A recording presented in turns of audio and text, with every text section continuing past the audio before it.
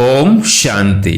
आज 8 दिसंबर 2020 की साकार मुरली। मीठे बच्चे, बाप जो है जैसा है उसे यथार्थ पहचान कर याद करो। इसके लिए अपनी बुद्धि को विशाल बनाओ। प्रश्न, बाप को गरीब निवाज क्यों कहा गया है? उत्तर, क्योंकि इस समय जब सारी दुनिया गरीब अर्थात दुखी बन गई है तब बाप आए हैं सबको दुख से छुड़ाने। बाकी किस पर तरस खाकर कपड़े दे देना, पैसा दे देना, वो कोई कमाल की बात नहीं। इससे वो कोई साहूकार नहीं बन जाते।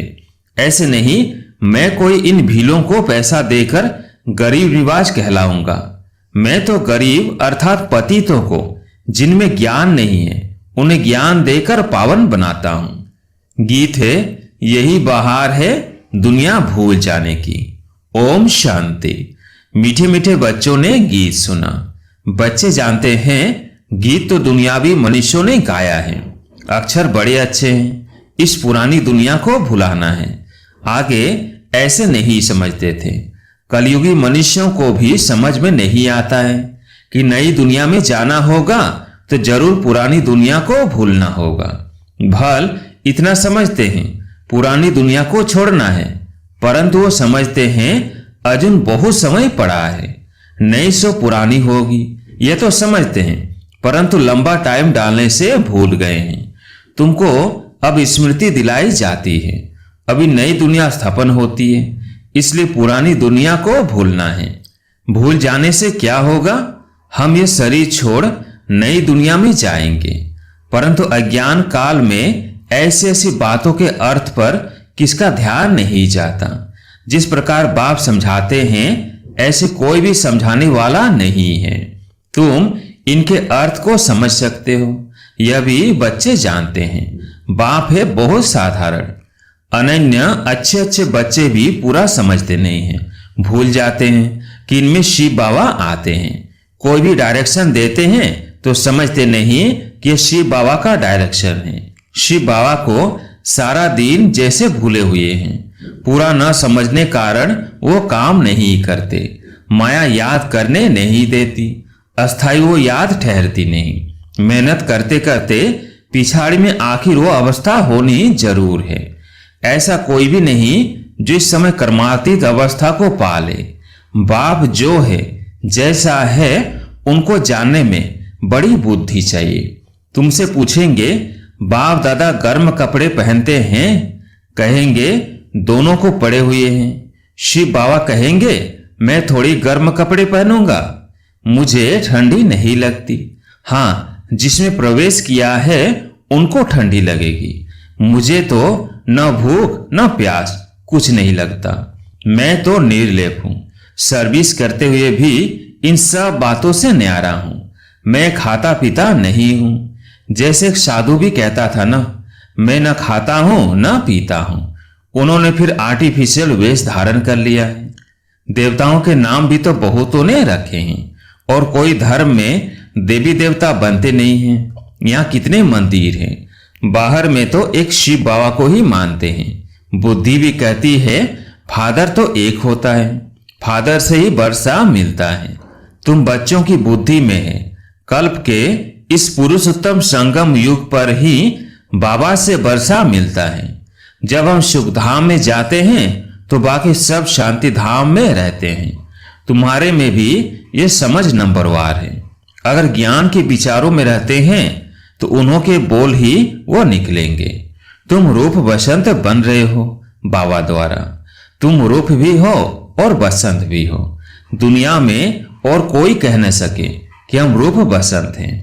तुम अभी पढ़ रहे हो, पिछाड़ी तक नंबरवार पुरुषार्थ अनुसार पढ़ लेंगे।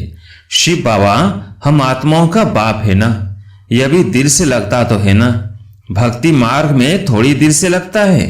या तुम सम्मुख बैठे हो समझते हो बाप फिर इस समय ही आएंगे, फिर कोई और समय बाप को आने की दरकार ही नहीं। सतयुग से त्रेता तक आना नहीं है, द्वापर से कलयुग तक भी आने का नहीं है। वो आते ही हैं कल्प के संगम युग पर। बाप है भी गरीब निवाज अर्थात सारी दुनिया जो दुखी गरीब हो जाती है उनका बाप है। इनकी दिल में क्या होगा? हम गरीब निवाज हैं, सबका दुख अथवा गरीबी मिट जाए। वो तो सिवाय ज्ञान से कम हो न सके। बाकी कपड़ा आदि देने से कोई साहूकार तो नहीं बन जाएंगे ना। करके गरीब को देखने से दिल होगी, इनको कपड़ा दे दें, क्योंकि याद पड़ता है ना मैं गरीब निवाज हूं। साथ साथ यह भी समझता हूं मैं गरीब निवाज कोई इन भोलों के लिए ही नहीं हूं। मैं गरीब निवाज हूं जो बिल्कुल ही पतित है, उनको पावन बनाता हूं। मैं हूं ही पतित पावन। तो विचार चलता है मैं गरीब निवाज हूं, परंतु पैसे आदि कैसे दूं? पैसे आदि देने वाले तो दुनिया में बहुत हैं, बहुत फंड से निकालते हैं, जो फिर अनाथ आश्रम में भेज देते हैं। जानते हैं अनाथ रहते हैं, अर्थात जिसको नाथ नहीं। अनाथ माना गरीब। तुम्हारा भी नाथ नहीं था, अर्थात बाप नहीं था। तुम गरीब थे, ज्ञान नहीं था। जो रूप बसंत नहीं वह गरीब अनाथ है। जो रूप बसंत है उनको सनाथ कहा जाता है। सनाथ साहूकार को, अनाथ गरीब को कहा जाता है। तुम्हारी बुद्धि में है सब गरीब है, कुछ उन्हों को दे देवे। बाप गरीब निवाज है तो कहेंगे ऐसी चीजें देवे जिससे सदा के लिए साहूकार बन जाए। बाकी यह कपड़ा आदि देना तो कॉमन बात है, उनमें हम क्यों पड़े? हम तो उनको अनाथ से सनाथ बना देवे। भल कितना भी कोई पदमपति है, परंतु वो भी सब अल्पकाल के लिए है। यह है ही अनाथों की दुनिया। बल पैसे वाले हैं भी अल्पकाल के लिए, वहां है सदैव सनाथ। वहां ऐसे कर्म नहीं कूटते। यहाँ कितने गरीब हैं, जिनको धन है उन्हों को तो अपना नशा चढ़ा रहता है। हम स्वर्ग में हैं, परंतु है नहीं, यह तुम जानते हो। इस समय कोई भी मनुष्य सनाथ नहीं है, सब अनाथ है। यह पैसे आदि तो सब मिट्टी में मिल जाने वाले हैं। मनुष्य समझते हैं हमारे पास इतना धन है जो पुत्र पोत्रे खाते रहेंगे, परंपरा चलता रहेगा, परंतु ऐसे चलना नहीं है। यह तो सब विनाश हो जाएगा। इसलिए तुमको इस सारी पुरानी दुनिया से वैराग्य है। तुम जानते हो नई दुनिया को स्वर्ग, पुरानी दुनिया को नरक कहा जाता है। हमको बाबा नई दुनिया के लिए साहूकार बना रहे हैं। यह पुरानी दुनिया तो खत्म हो जानी है।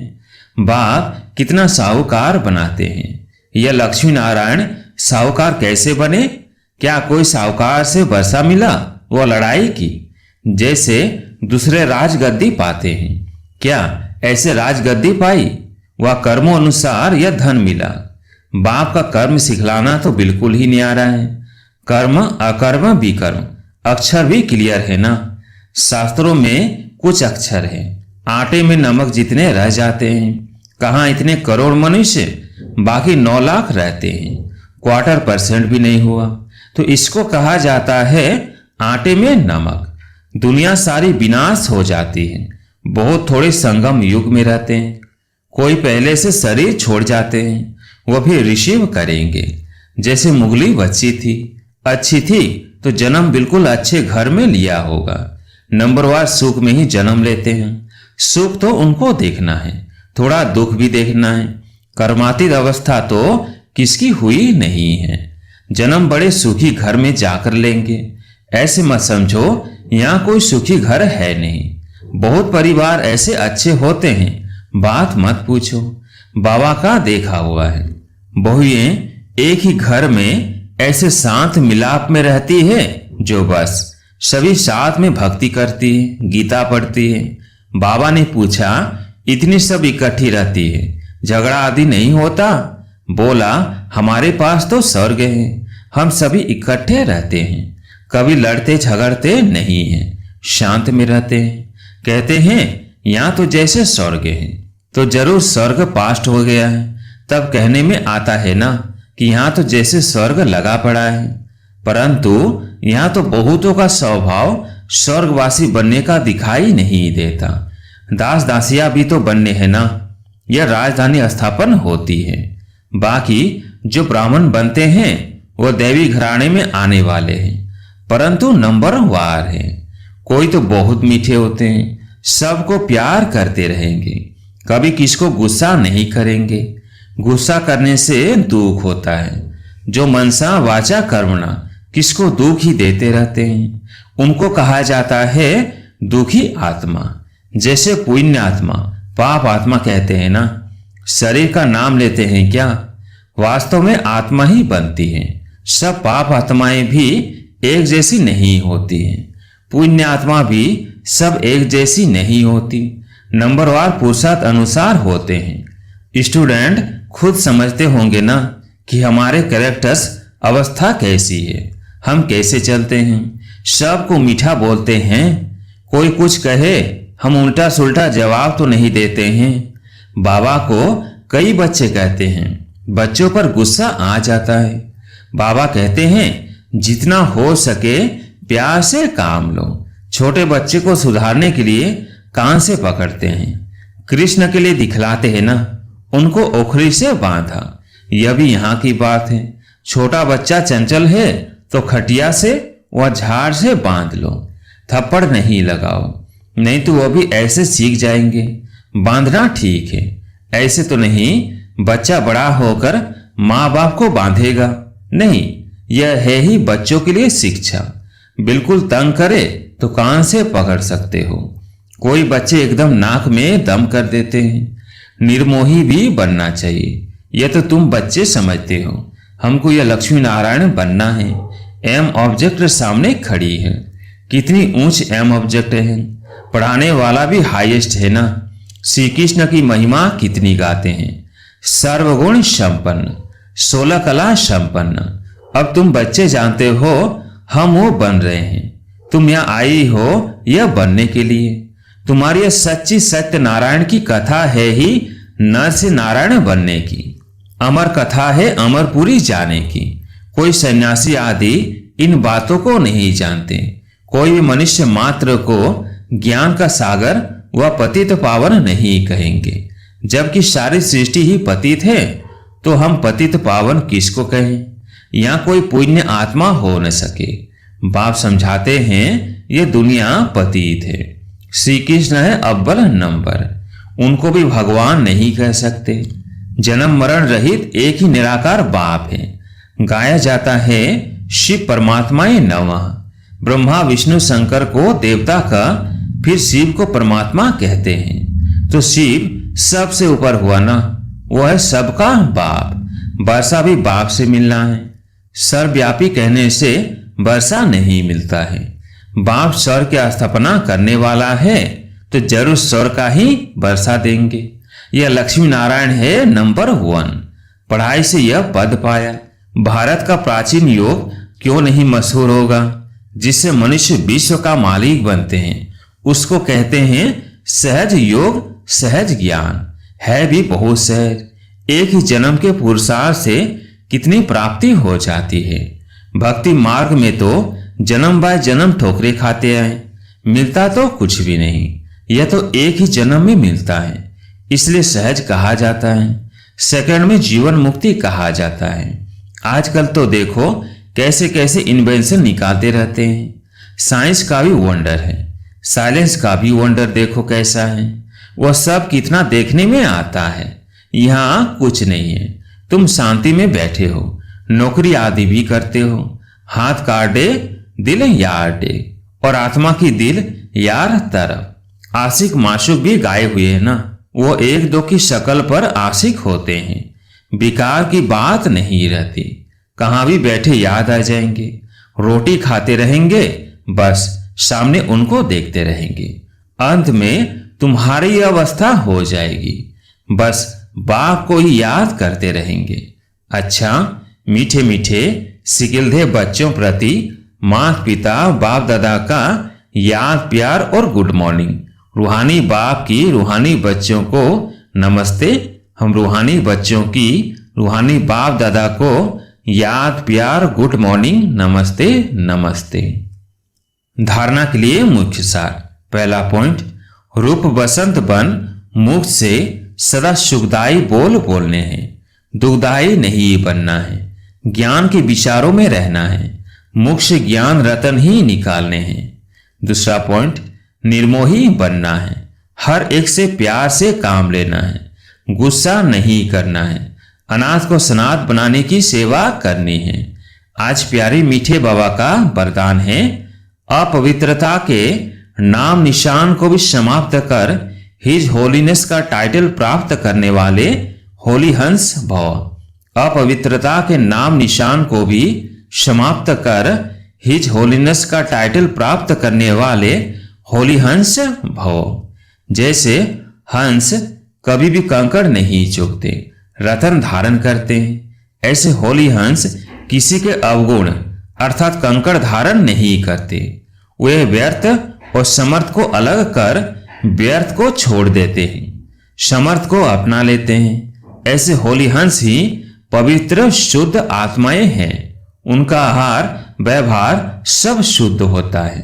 जब अशुद्धि अर्थात अपवित्रता का नाम निशान भी समाप्त हो जाए तब भविष्य में हिज होलीनेस का टाइटल प्राप्त हो। इसलिए कभी गलती से भी किसी के अवगुण धारण नहीं करना। स्लोगन है, सर्वंश त्यागी वह है जो पुराने स्वभाव संस्कार के वंश का भी त्याग करता है।